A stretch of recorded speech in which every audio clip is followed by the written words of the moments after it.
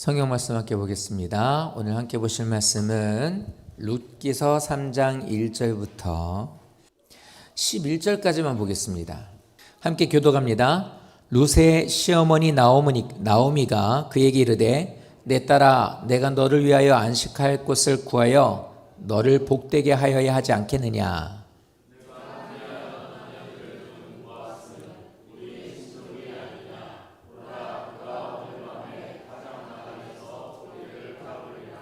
그런즉 너는 목욕하고 기름을 바르고 의복을 입고 타작마당에 내려가서 그 사람의 먹고 마시기를 다하기까지는 그에게 보이지 말고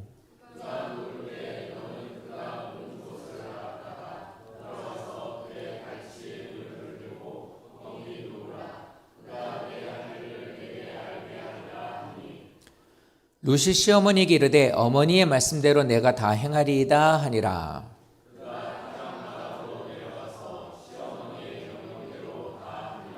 보아스가 먹고 마시고 마음이 즐거워 가서 곡식의 단 더미의 끝에 눕는지라. 룻이 가만히 가서 그의 발치 이불을 들고 거기 누웠더라.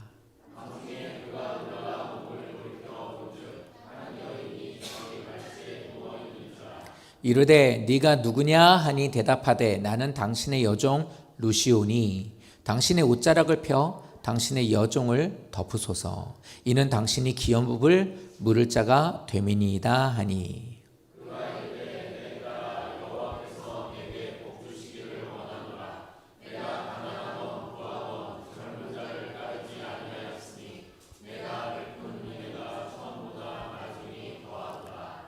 다 같이 그리고 이제 내 딸아 두려워하지 말라. 내가 네 말대로 내게 다 행하리라.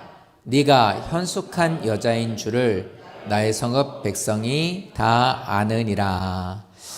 아멘. 오늘은 11절 말씀까지 보실 겁니다. 우리가 지금 룻기서 말씀을 보고 있는데요. 룻기서는 1장부터 시작을 하면서 나오는 말씀은 그거죠. 은혜 안에 거할 수 없는 존재였었던 사람이 들려주시고 보게 해주심으로 인하여 마음을 두게 해주셔서 주님께로 오게 됐고, 그렇게 좀 그래도요 저를 좀 용납해 주세요. 저도 하나님한테 붙들림 받고 싶어요. 저도 주의 자녀가 되기를 원해요. 저한테 그런 자격이 없지만 부탁합니다. 하나님 받아주십시오. 어떻게 보면 이렇게 간구하며 나갔었던 게 룻이었던 것 같아요. 이 여인이 말로만 그렇게 하면서 어떤 것을 신명기 말씀같이 복을 주신다면 그 복 나도 받고 싶어요 라고만 생각하는 게 아니라, 하나님께서 늘 말씀하시는 그리하면 이 복이 다 너희 것이 될 것이라는 그 그리하면이라고 하는 걸 이 여인은 마음에 두고 있었죠. 그게 뭐냐면 이거예요. 말씀을 듣고 보니 하나님이 살아계신 것 같고 그 살아계신 하나님이 내 하나님 되시기를 원합니다. 내게도 그 은혜를 주시기를 원합니다 라고 하면 이 여인은 그 하나님의 은혜를 삶으로 그를 옮기게 돼요. 은혜 받은 성도는 반드시 삶으로 그것을 행위로 나타내거든요. 그게 맞아요. 그런데 그렇게 돼서 하나님 안에 거하게 됐어요. 베들레헴으로 돌아왔어요. 그러고 나서 이제 은혜를 받은 자가 되었으면 이제 이 여인은 어떻게 살아야 되는가를 알려주고 있는 게 룻기서예요. 은혜 받은 자는 어떻게 살아야 됩니까? 순종함이에요. 내 하나님 용납해서 왔잖아요, 베들레헴으로. 그 다음부터는 이 여인은 순종하면서 그 길을 걷습니다. 자, 룻기서 3장을 통해서 알고 있는 건 그거예요. 은혜로 살아가고 믿음으로 순종하며 살아가는 성도님들에게 하나님께서는 어떻게 인도하시는지, 어떤 계획을 갖고 계신지, 그 계획이 어떻게 이루어지게 될 수 있는지를 이 3장 말씀을 통해 보여주는 거예요. 그러니까 남 얘기이지만, 다른 시대의 이야기지만, 오늘 이 말씀은 그 모든 시간과 공간을 꿰뚫고 오늘 내 귀에까지 들리게 하신 이 말씀은, 하나님은 그 모든 시차와 모든 시대와 모든 공간의 모든 것들을 다 헤쳐서 이 시대를 살고 있는 지금 나에게 너 또한 이런 믿음으로 살았으면 좋겠다. 너도 받았으면 좋겠다. 이런 말씀으로 받으시면 됩니다. 그래서 3장 그거예요. 어떻게 하면 역사하는지. 그 전제가 뭐예요? 나는 은혜 받은 것을 삶으로서 드려지고 있느냐. 삶으로 옮겨지는 것의 가장 첫 번째는 예배예요. 예배가 온전하지 않은 사람이 살면서 하나님을 사랑한다고요? 그건 있을 수 없는 일이죠. 그러니까 예배를 통해서 예배가 우리가 온전하게 드려져야 되는 이유가 다른 게 아니에요. 내가 은혜 받은 자예요. 바로 이거를 하나님 앞에 보여드리는 거거든요. 네가 은혜 받은 게 맞구나. 네가 은혜 받았다라는 것이 이거였구나. 이제 보여드릴 수 있는 게 예배거든요. 은혜로 살게 돼요. 은혜 안에 거할 수 없는 자였는데 받았으니까 너무 고맙잖아요. 그걸 하나님 앞에 살해하는 게 예배예요. 그럼 됐죠? 이제 이렇게 됐으면 이제 순종하면서 그 길을 걷습니다. 그 모습을 하나님 보시고 하나님 우리에게 늘 삶의 인터뷰를 하시는 거거든요. 그러니까 내 삶 속에 있는 그 모습을 보고 하나님은 계획하시고 그 계획을 이뤄가시는 거예요. 그래서 오늘 말씀은 그거예요. 은혜로 살아가고 믿음의 순종으로 살아가는 자를 하나님 어떻게 이끄시는지를 보자는 거예요. 어떻게 이끄시는지 한번 봅시다. 오늘 이 말씀을 함께 나눴으면 좋겠습니다.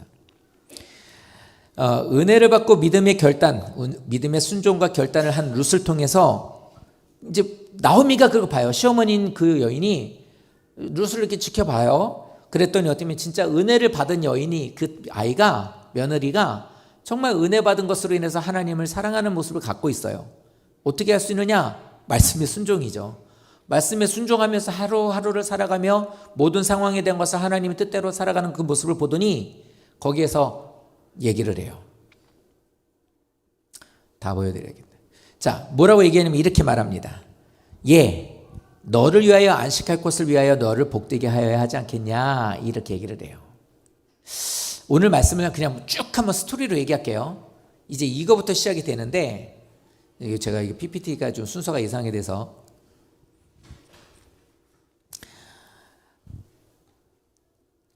이겁니다. 야, 저 며느리가 남편도 없고 이 아무것도 없는데 이제는 뭐 이익이 없잖아요. 아무것도 할 수 있는 게 없어요. 아무것도 할 수 없는 그 아이가 하나님을 믿는다고 나를 따라와서 저렇게 말씀 안에 순종하면서 하네. 이 모습을 보더니 얘기를 하는 거예요. 저 말을 이렇게 하죠. 어떻게 해? 넌 젊으니까 이제 재혼을 좀 해야 되지 않겠냐? 내가 좀 좋은 사람 좀 만나게 해줘야 되겠지? 아유, 그래, 그렇게 살아야지. 이렇게 얘기를 하고, 자, 우리 집안에 어떤 사람이 있는데 너한테 그 이삭을 주게 했던 그 사람 있지? 그 사람이 좀 나이는 많지만 그 사람이 우리 여기 있는 우리 시족, 우리 가문의 기업을 이어받을 사람이야. 그 사람 어떻게 좀 잘 한번 해보자. 그러니까 추수를 끝내고 이제 다 끝내고 나면 이제 거기서 회식을 하니까 회식하고 나서 거기서 다들 이제 그 밭에서 잘 때 너 거기에 가서 그 사람 잡고 있는데 밑에 가서 이렇게 발 밑에 가서 이렇게 싹 입을 들고 거기 살짝 누워 있어라.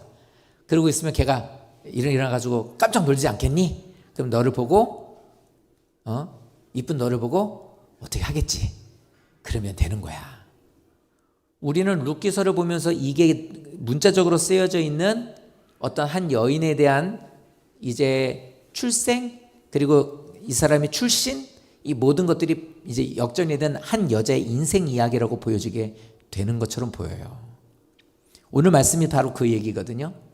근데 이 말씀 안에 한 여인이 한 집안에 가서 결혼을 하고 거기서 이제 문제가 일어났고 돌아오게 되는 것들이 다 영적인 의미가 있는 것처럼 룻기서 3장은 앞에 있는 장들 1장과 2장 못지않게 대단히 중요해요. 그러니까 우리가 알고 있기로는 이 보아스에게 눈에 들게 하기 위해서도 애쓰고 있다가 거기에서 러브스토리가 이루어지게 되는 어떤 그런 걸 생각하는데 그거 아니에요. 보실까요? 자, 1절의 의미가 이겁니다. 너를 위하여 안식할 곳을 위하여 너를 복되게 하여야 하지 않겠냐. 이 얘기는 말씀드린 대로 너 어떻게 좀 이제 재혼해야 되지 않겠니? 이 말을 하고 있는 것이 아니라 은혜 안으로 들어온 사람에게 하나님께서는 그에게 평안과 안식을 준비하셨다라는 걸 알게 하고 있는 거예요. 너는 주 안에 거하는 자가 되었으니 좋은 사람을 찾아서 안정된 삶을 살아야 되지 않겠니? 그럴 수 있도록 내가 도와줄게. 이 얘기를 하고 있는 것이 아니라 하나님 안에 거하게 된 룻에게 너에게 하나님의 은혜와 평안이 가득하게 될 거야. 하나님은 그것을 말씀하고 있는 거예요.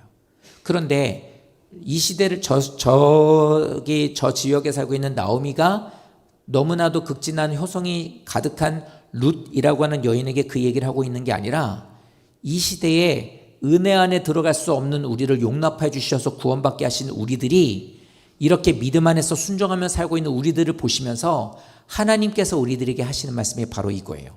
자녀들아, 하나님은 믿음으로써 하나님을 믿고 은혜를 받아들여서 주의 말씀을 하루하루 순종하는 너희들에게 하나님은 계획을 갖고 계셔. 우리에게 하시는 말씀이에요. 성도님들에게 하시는 말씀이에요. 하나님 은혜가 있대요. 자, 이 말씀을 이렇게 하시고요. 이것이 그것에 대한 이유가 되는 것이 바로 이거예요. 그렇게 꼭 그렇게 해석할 수 있나요? 예, 할 수 있어요. 이유가 뭐냐면 보아스라는 사람의 이름을 이야기하며 저 사람을 얘기합니다. 그 사람이 우리의 친족이야. 너에게 미라를 떨어뜨려 줬었던 그 사람이 우리 친족이야. 우리 이 가문의 베들레헴이 곡창지대라고 그랬잖아요. 그러니까 밭도 많고 땅도 넓어요. 거기에 있어서 종갓집의 장손이에요. 기업을 이어받을 사람이라는 소리거든요. 뒤에 나오지만 이 사람은 서열 2위예요. 2위. 그러니까 이렇게 되는 사람이니까 돈도 있고 권력도 있고 명예도 있고 사람들에게 인지도도 있고 인품도 좋고 많은 것들을 갖고 있으니 한번 어떻게 잘해보자라는 말에 있어 친족이라는 말이 맞거든요. 근데 저 친족이라는 말이 무슨 의미냐면 기업을 이어받을 자라는 말이 히브리어로 고엘입니다. 고엘. 근데 그 뜻이 뭐냐면 가문을 안전하게 보호해야 할 책임과 의무가 있는 사람을 기업을 이을 자, 기업을 이어받을 자라는 말로 쓰여요. 뭐 다 아시는 내용이죠. 가문을 이어받을 사람이니까 저렇게 표현한 거고, 그 당사자는 당연히 가문을 잘 이끌어서 가문을 보호하고 또 그 더 번성하게 하고 또 다들 또 우리 이게 모든 친족들을 잘 살게 해야 될 책임이 있겠죠. 그 얘기가 맞죠. 그런데 이게 신약 성경에서 어떻게 쓰이냐면 하나님께서 죄인을 구속하시는 사역을 말할 때 저 말이 고엘, 기업을 이어받을 자라고 표현하고 있어요. 그러니까 보아스가 저 사람에게 있어서 권위 있는 사람이라는 말도 되지만 뭐냐면 1절에서 말씀드린 것처럼 은혜로 살아가고 믿음 안에 순종하는 사람들에겐 하나님께서 은혜를 베푸실 거야. 왜? 보아스가 저의 친족인 것처럼 하나님이 너희에게 고엘, 친족이고 너희의 모든 것에 죄인을 구속하여서 이끌어 가시는 보호하실 책임과 의무를 갖고 계신 분이기 때문이야. 이 얘기를 우리에게 하고 있는 거예요. 그러니까 두 가지를 다 보셔야 돼요. 오늘은 저 여인을 통해서 하나님께서 그 여인을 보호하시고 인도하시는 것을 우리들에게 한 여인의 이야기를 통해 알게 하시지만 그 내면에는 하나님이 우리를 사랑하셔서 구원하실 의무와 책임을 갖고 계신 분이 너에게 이렇게 말씀하신다라고 하고 있는 거예요. 그러니 믿음 안에 사는 자가 되셔야 되죠.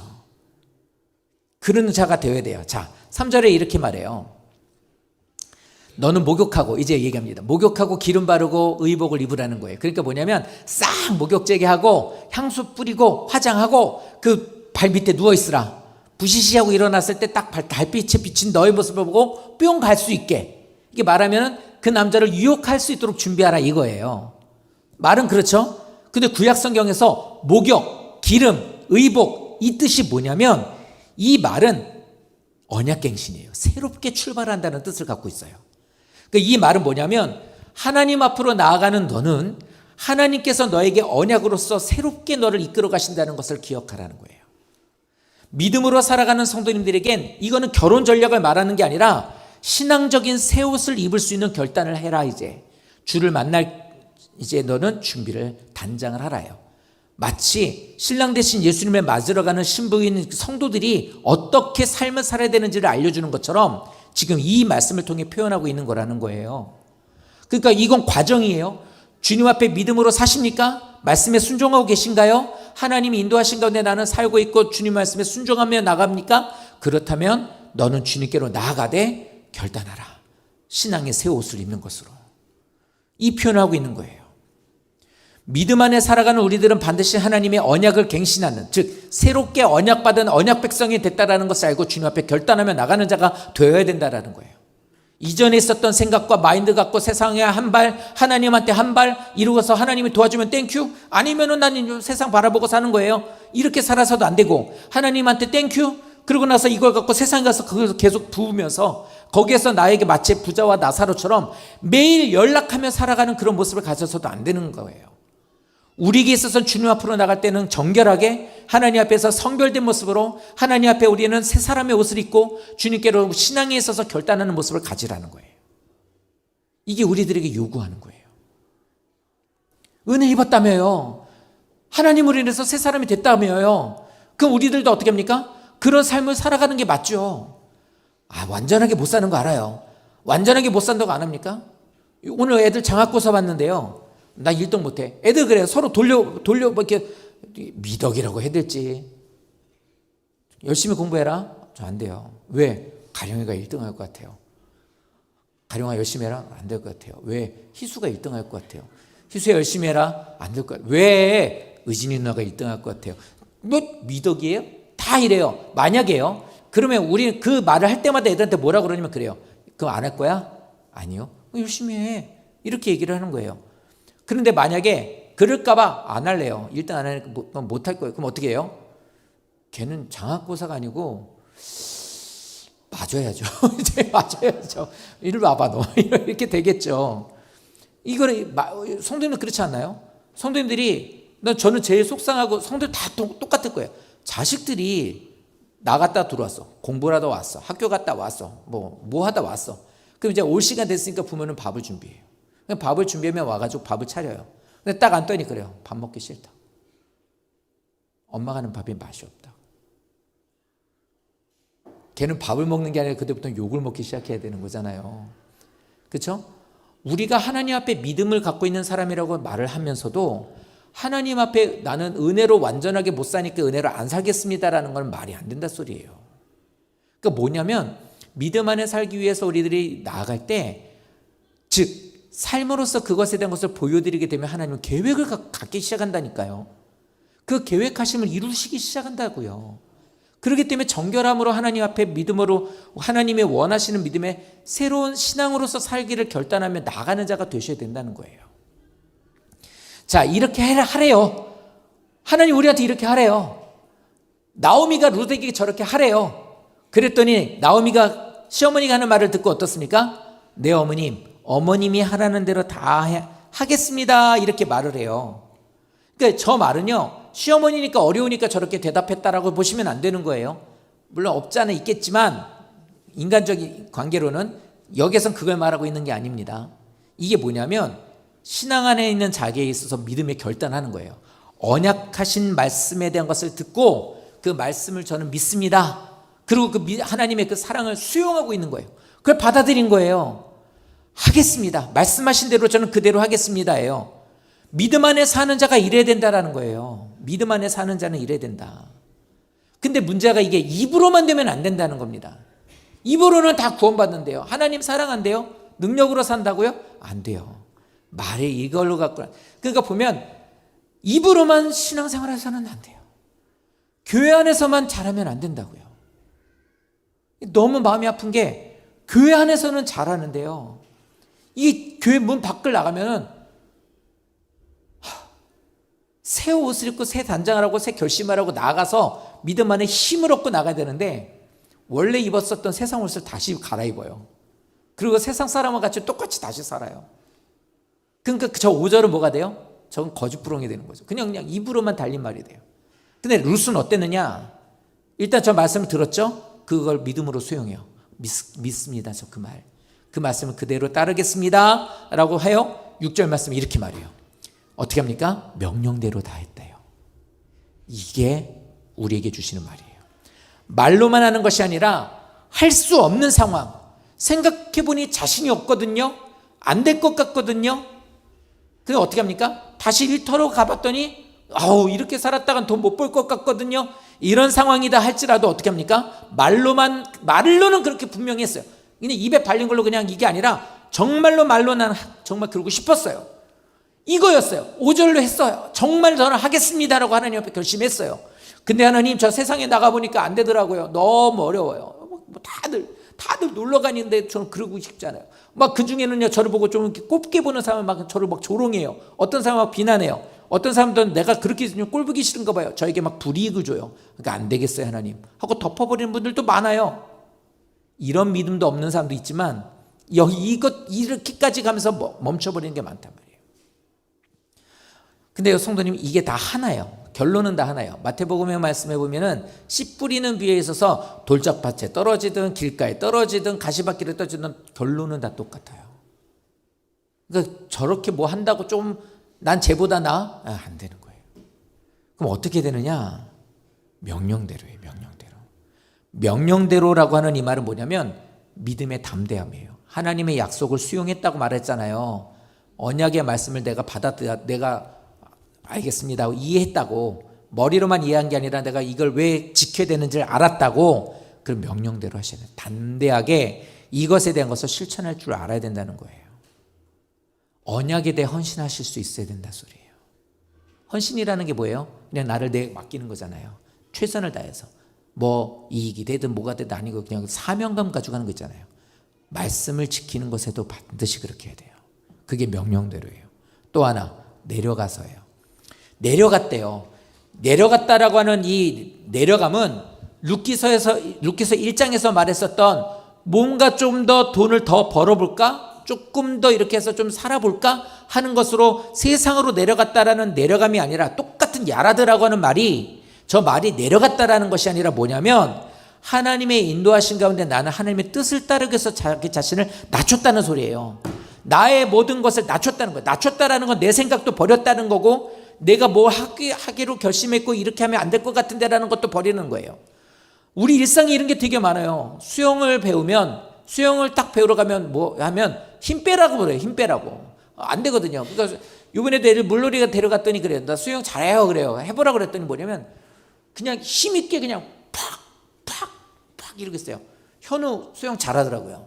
7살짜리 애가 수영을 하는데 어이구 잘하더라고. 하라는 거 다요. 접영해봐, 자유형해봐, 잘하더라고. 물개요, 물개. 어떤 애가 5학년짜리가 그래요. 저도 수영 잘해요. 해봤더니 몇 번 물을 막 치더니 일어나요. 너 잘한다며. 그랬더니 준비 운동을 안 했다고. 해 그럼. 해봐. 준비 운동 해봐. 다시 해봐. 해요. 안 돼요. 그랬더니 이상하다. 이러면 이래요. 자기가 뭘 하려고 하면 안 돼요. 그러니까 수영 배우는 사람한테 제일 먼저 가르친 게 뭐냐면 몸에 힘 빼라는 거예요. 하나님의 말씀으로 살려면요, 내 생각을 빼야 된단 말이에요. 내려간다라는 게 뭐냐면 자기를 낮추는 거예요. 하나님 앞에 섰을 때 낮추는 거예요. 명령 앞에 자기 자신을 겸손하게 내리는 게 바로 내려감이에요. 그러니까 6절에 저 말은 뭐냐면 그거예요. 하나님 말씀 들으셨어요? 이 절에 다 똑같이 듣고 계시잖아요. 듣고 계시죠? 들은 것에 대한 것을 어떻게 하느냐? 다 나 자신을 낮추는 거예요. 내 생각은 아닌 것 같아요? 필요 없어요. 다 내려놓는. 그리고 말씀대로 저는 담대하게 나아가 보겠습니다. 한 발을 내딛겠습니다. 이스라엘 백성들이 가나안 땅 들어갈 때가 추수할 시기였어요. 그러니까 우리로 말하면 이제 가을이 되기 전에 얘네는 비가 한번 쫙 내리고 나서 이제 거기서 곡식이 그 물을 머금고 이제 열매를 맺추면 이제 그때 이제 추수라는 거거든요. 근데 딱 그들이 건너갈 시기가 그 비올 시기였단 말이에요. 추수하기 전. 그러니까 물살도 세고 많단 말이에요. 근데 거기를 들어갔는데 제사장들이 언약궤를 메고 들어가요. 그렇게 하래요. 여호수아한테 따져요? 네, 따질 수 있겠죠. 근데 어떻게 합니까? 따져보면 뭐라고 그래요? 하나님이 그렇게 하래요. 이렇게 얘기하겠죠. 근데 되게 놀라운 건 유대인들은 하나님 말씀에 관련되는 거는 외우가 없대요. 그러니까 성경을 통해 주시는 말씀에는 외우가 없대요. 외우가. 꼭 이렇게 해야 돼요? 왜 이렇게 해야 돼요가 없대요. 무조건 뭐예요? 아멘이에요. 그게 히브리 사람의 사고래요. 하나님의 말씀으로 주시는 말씀엔 토라는 무조건 아멘이래요. 자, 우리는 어때요? 아니 꼭 그래야 돼요? 뭐 이래야 돼요? 자기 생각 갖고 하는 사람들이 얼마나 많은지 몰라요. 아니 신앙생활 어떻게 그렇게 합니까? 아니 직분을 갖고 계신 분이 그렇게 예배 드리는 게 구원받은 분이 맞습니까? 나 구원받았어요.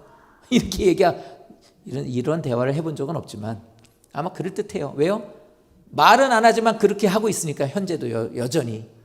그러니까 자기는 되게 믿음 있고 떳떳하다는 거예요. 성도님, 착각이 큰일 나요.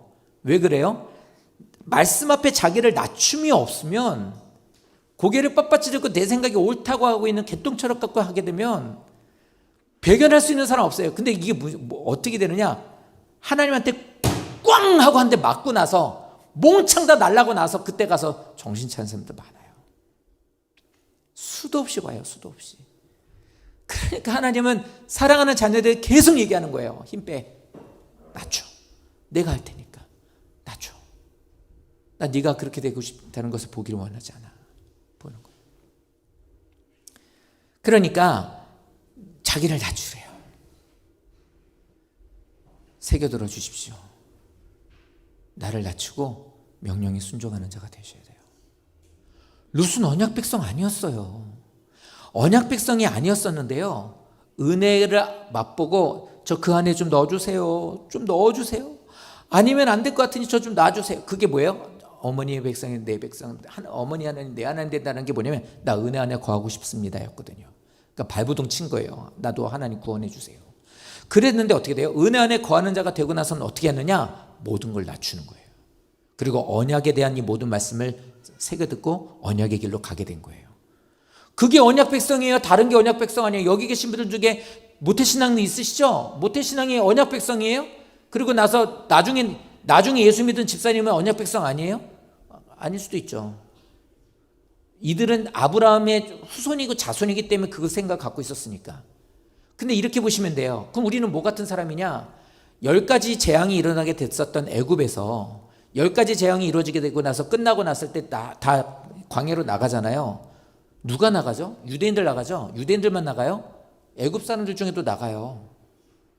그래서 거기 표현을 뭐라고 하면 잡족이라고 그래요. 잡족. 싸잡아가지고 그냥 얘기한 거예요. 하나님의 언약 백성이 아닌 잡족들도 거기에 따라간 사람들이 많더라 해요.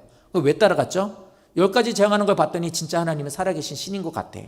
그러니까 나도 따라가면 안 돼요. 나도 저 신을 따라가겠습니다라고 결단하고 나간 거예요.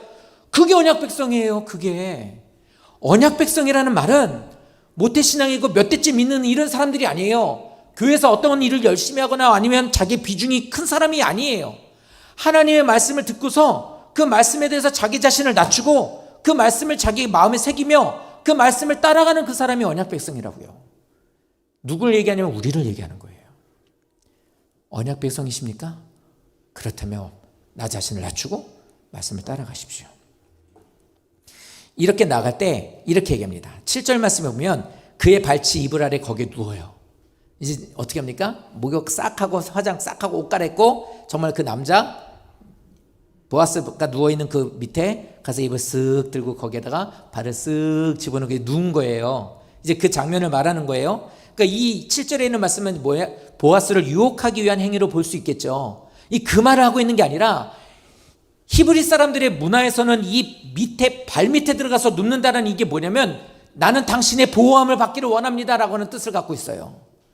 이 구절에서도 이제 그 표를 해요. 당신의 옷자락을 펴서 당신의 그 여종을 보호해 주십시오. 덮어 주십시오. 이 표현이 바로 발 밑에 눕는다 뜻이에요.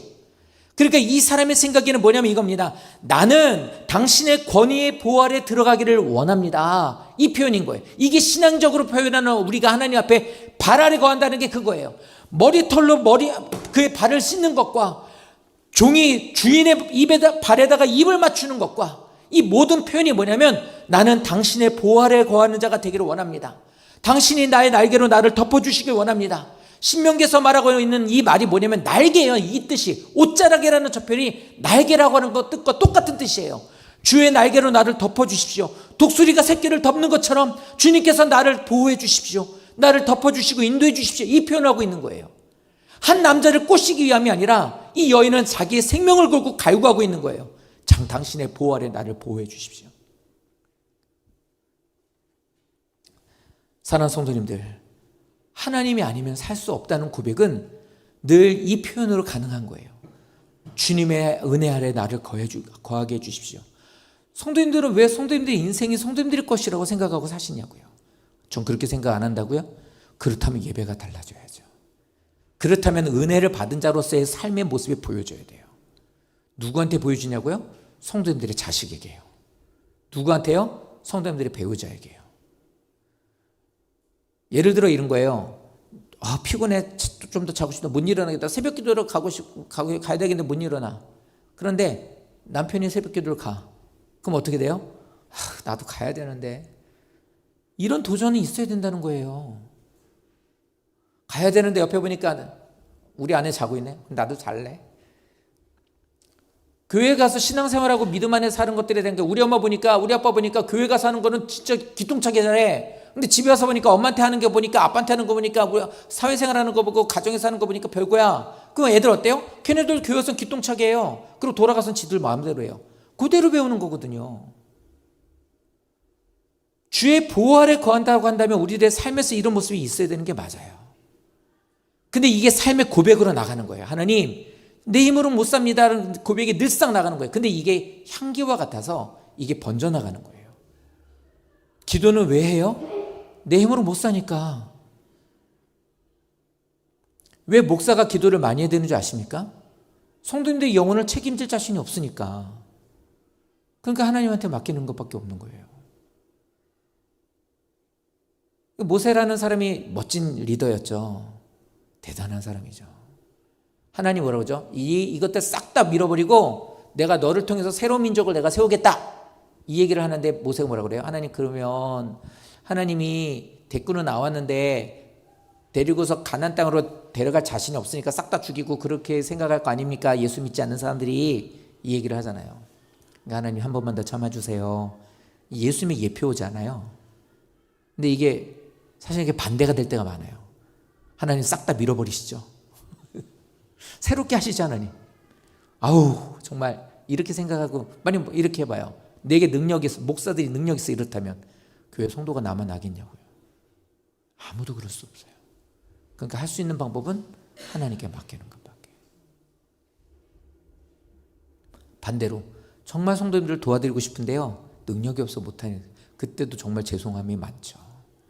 아픈 몸을 이끌고 나서 기도하시고 있는데 내가 능력이 좀만 더 있으면 좀 도와드리고 확 예수 이름으로 병원 일어나 걸어라 이렇게 정해서 걷게 좀 해드리고 싶은데 허리가 아파서 들지도 못하겠고 들리지도 않고 이러고 있으니 막 속상할 때 많죠.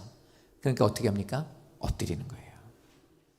그러니까 우리는 누가 됐든 뭘 해야 되느냐? 주님 앞에 보호하심과 인도하심을 간구하며 엎드리는 것밖에 없더라고요. 이 여인에게 말하고 있는 저 모습이 그겁니다. 자, 이러고 나서 이렇게 여기까지가 이제 나오미가 보아스를 만나기 위해서 해야 되는 일들에 대한 모든 것을 하는 거였어요. 여기까지가 은혜를 받고 믿음으로 살아가고 있는 우리들이 순종하며 나가는 우리들의 모습이에요. 성도님들, 예수님을 믿으시는 성도님들이시라면요, 정말로 하나님의 믿음 안에 사는 성도님이시라면요, 은혜 받았음을 고백하신다면 은혜로 살아가셔야 됩니다. 그리고요, 그 말씀에 순종하셔야 돼요. 새롭게 믿음의 결단과 하나님 인도하신 가운데 들려주시는 말씀을, 주님, 제가 그 말씀을 다 준행하겠습니다. 내가 믿음이 부족해 잘 못하지만 나 자신을 낮추고 그 말씀을 더 귀하고 크게 여기겠습니다. 이게 쉽지 않다니까요. 왜냐하면 앞이 안 보이니까. 내가 우리 아이들의 10대 이후의 모습이 눈에 안 보이니까 10대 지금 있는 이 모습을 갖고 어떻게든 내가 걔네들 붙잡고 뭐라도 시키거나 하거나 막 어떻게든 들들 볶아서라도 해야 20대가 뭔가 좀 될 것 같다고 생각을 하지, 하나님 인도하신 가운데 내가 이 아이들의 이 모습을 내가 낮추지는 못하는 거예요. 왜? 안 보이니까. 안 보이니까 못하는 거예요. 사업을 하는데 내가 한 달이나 1년 후에 내가 이 상황을 어떻게 알겠냐고요. 그러니까 어떻게 합니까? 비축을 해놔야죠. 어떻게 해서든지 이거에 대해서 좀 여러 가지 그물을 좀 쳐놔야 내가 안전한 뭐가 될 수 있을 거 아닙니까? 뭐든지 다 그렇게 생각하고 있다는 게 뭐냐면 내가 낮추지 않는 거거든요. 그 명령에 순종할 수가 없는 거예요. 부분적인 순종만 하면 다행이게요. 그마저도 안 하는 사람 더 많으니까. 근데 이렇게 하는 것뿐만이 아니라 어떻게 합니까? 주의 보호 아래 거하기를 원합니다 하며 주님 앞에 엎드리는 자가 되라는 거예요. 이랬을 때 여기까지가 앞에 있는 룻에 대한 것을 설명하고 있는 거예요. 이때까지 이 여인의 모습을 보였던 게 여기까지 연장이 된 거예요. 그랬더니 저 말하고 저 모습을 보이는 룻을 딱 하고 보아스가 보면서 이제 10절에 있는 이 말을 하게 됩니다. 하나님이 그렇게 살아가고 있는 발부둥치고 몸부림치는 우리를 딱 보시면서 하나님께서 우리에게 하시는 말이 이겁니다. 내 딸아, 너에게 복 주시기를 원하노라. 여호와께서 너의 복 주시기를 원하노라. 그렇게 살아가는 것을 보시는 하나님 뭐라면 이렇게 하겠죠. 딸아, 너에게 복이 있을지어다. 이렇게 되는 거예요. 아들아, 너에게 복이 있을지어다. 왜 복을 말하느냐? 여기 했을 때요. 한 여자가 딱 나왔는데 이쁘게 화장하고 옷 입고 이렇게 있으면 어떻게 해요? 이쁘다. 매력 있다. 이 여자, 아니 어디서 이렇게 생각할 거 아니에요? 근데 여기에서 보아스가 말하는 것이 이 여인에 대한 어떤 매력을 보는 게 아니에요. 인간적인 매력을 보거나 룻의 행동에 대한 이것을 보고서 호감을 갖는 걸 표현하지 않아요. 딱 보면서 뭘 해요? 영적인 축복을 먼저 하게 됩니다. 저 룻이에요. 그러더니 딱 보고 하는 말이 너 아름답구나. 야, 너 보니까 너무 너 진짜 어디서 왔니? 막 이렇게 하면서 막 두근거리면서 와, 이 여자 진짜 내 아내 삼았으면 좋겠다. 이런 생각에 대한 감정이 든 게 아니라 처음에 딱 하는 말이 뭐냐면 영적인 축복이었어요. 왜 영적인 축복을 했는지 하나님이 사랑하는 딸아 너에게 복이 있을지어다. 사랑하는 아들아 너에게 하는 충만한 은혜와 복이 있을지어다라고 축복하시는 이유가 뭐냐? 하나님 우리를 감정으로 보지 않으시고 복을 주시는 이유가 뭐냐? 저 뒤에 있는 내용에 나와요. 네가 가난하건 부하건 젊은 자를 따르지 아니했기 때문이다요. 수많은 사람들이 자기의 생계를 위해서나 쾌락을 위해서 모압 여자들이 뭐라면 몸을 팔았어요. 그리고 저렇게 해야 먹고 살아야 살 수 있을 환경이고 상황이었던 거예요. 우리로 표현할까요? 예수를 믿는다고 주 안에 들어왔으나 세상에다 나를 팔아버리는 거예요. 잠언서 23장에 있는 말씀처럼 진리를 값없이 내 작은 이득 때문에 패대기 쳐버리는 거예요. 그냥 처분해버리는 거예요. 아무것도 아닌 걸로. 그 진리를 예수의 피를 생명을 주시고서 그걸 우리에게 주셨는데 우리는 그거를 세상의 작은 이득 때문에 그냥 버려버리는 거예요. 이것 때문에 돈을 못 번다고? 이것 때문에 내가 이거 못한다고? 이러면서 어떻게 해요? 아무것도 아닌 것으로 내 패대기를 치는 거예요. 그러니까 여기에 있는 이 여인도 마찬가지. 사람들이 그랬거든요. 자기 이익을 위해서 하지 말아야 되는 행동들을 그렇게 하고 살았었던 거예요. 그래서 말합니다. 가난하건 부하건 젊은 자를 따르지 않았다는 게 이거예요.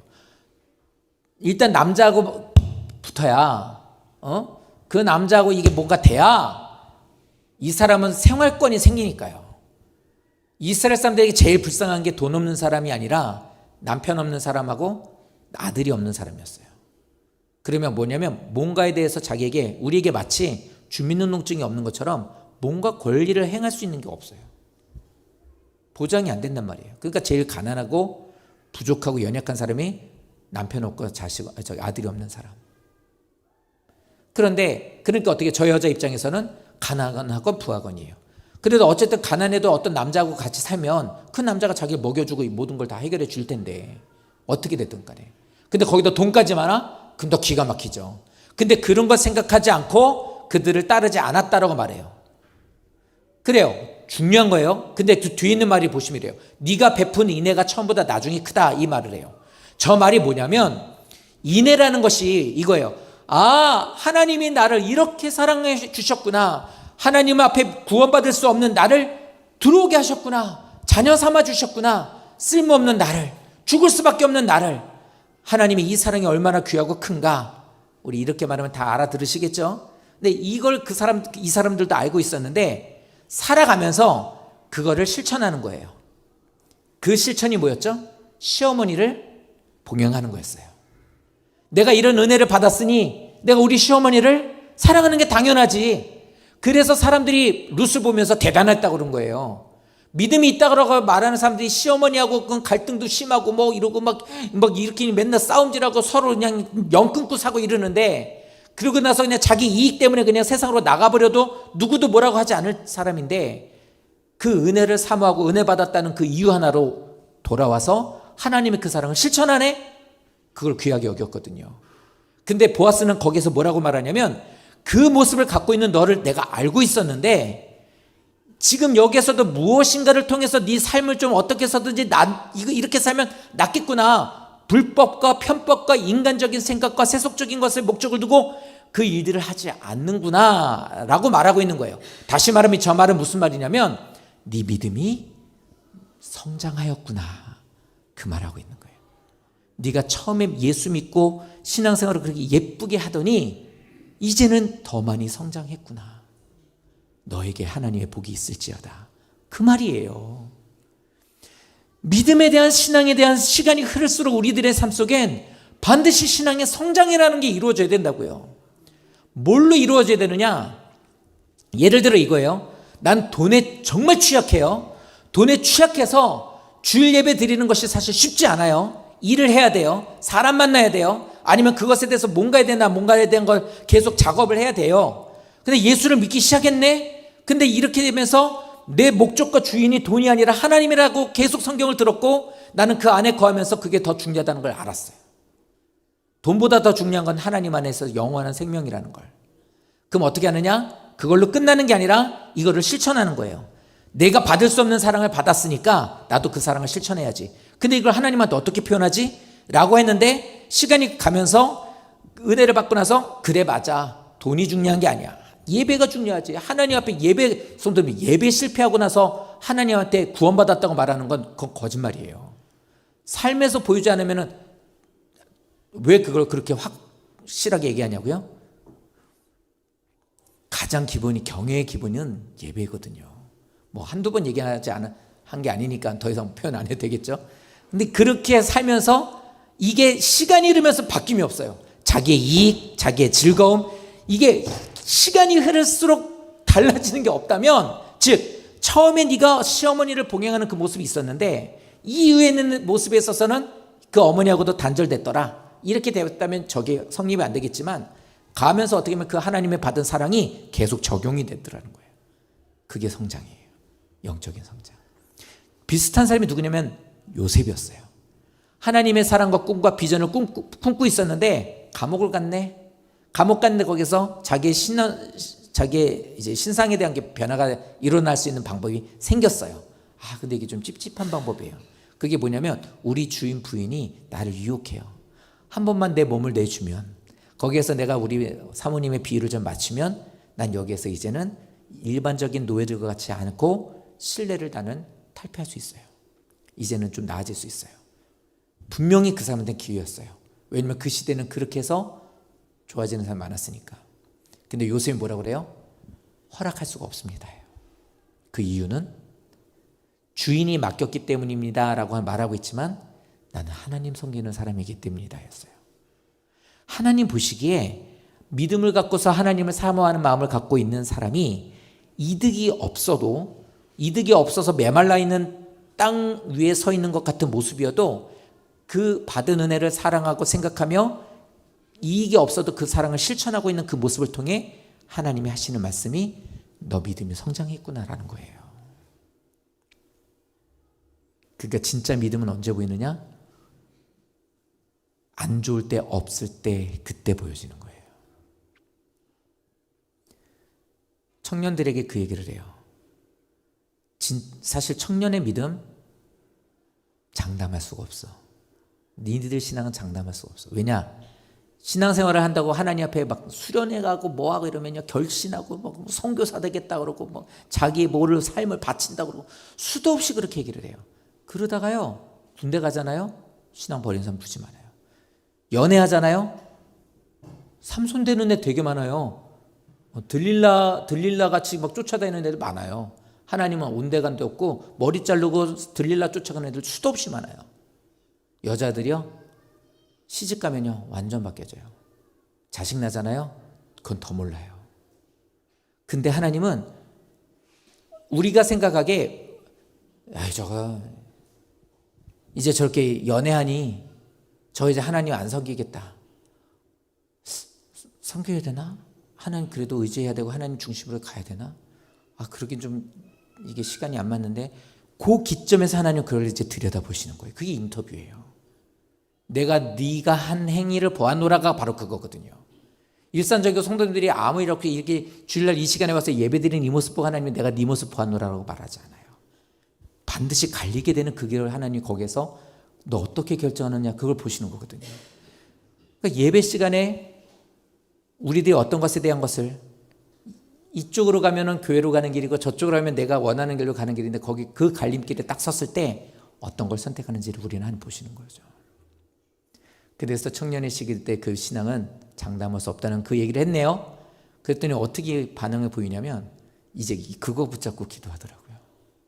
이 신앙 계속 유지할 수 있고 더 신앙이 성장하기를 원한대요. 그거 보면서 그러면 10절에 저 말이 되죠. 너에게 하나님의 은혜가 하나님이 주시는 복이 충만할지어다. 그게 결정이 나는 거예요. 성도님들, 오늘 우리 최가람 성도님 오늘 못 오셨어요. 저는 최가람 성도님이나 조현정 성도님 교회를 못 오시는 건 그래요. 불가항력. 내 힘으로 할 수 없는. 왜요? 남편의 어떤 게 있으시니까. 그래도 왜 어떻게 되면 응원이 되죠. 기도가 돼요. 도와주세요. 그런데 어느 순간에는 그런 일이 있음에도 불구하고 이렇게 참 잘 하셔서 교회 오시잖아요. 그걸 이제 보는 거, 이러고. 그럼 어떻게 됩니까? 이제 거기서 얘기하는 거예요. 하나님은 그 기점에 대한 나누어지게 되는 것에 대한 걸 보시는 거거든요. 그때 능력도 일어나요.